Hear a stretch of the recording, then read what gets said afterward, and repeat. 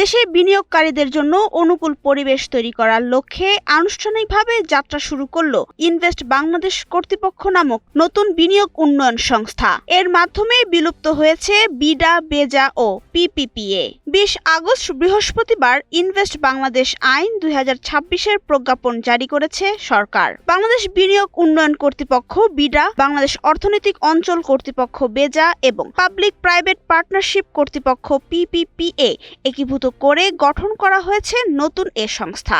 রাষ্ট্রপতির আদেশক্রমে প্রধানমন্ত্রীর মুখ্য সচিব এবিএম আব্দুস সাত্তারের সই করা প্রজ্ঞাপনে বলা হয়েছে, নতুন এই সংস্থার অন্যতম প্রধান দায়িত্ব হবে দেশে বিনিয়োগের সম্ভাবনাময় খাত চিহ্নিত করা, দেশি বিদেশি বিনিয়োগের জন্য প্রচার চালানো, বিনিয়োগের পথে বিদ্যমান প্রতিবন্ধকতা দূর করা এবং সংশ্লিষ্ট মন্ত্রণালয় ও সরকারি বেসরকারি সংস্থার সঙ্গে সমন্বয় করা। এছাড়া সরকারের প্রত্যাশা, বিনিয়োগকারীদের জন্য বিভিন্ন সেবা সহজ করা এবং বিনিয়োগ পরিবেশ উন্নয়নে প্রয়োজনীয় উদ্যোগ নেওয়ার দায়িত্ব পালন করবে সংস্থাটি। নেক্সট রিপোর্ট, সময়ের আলো।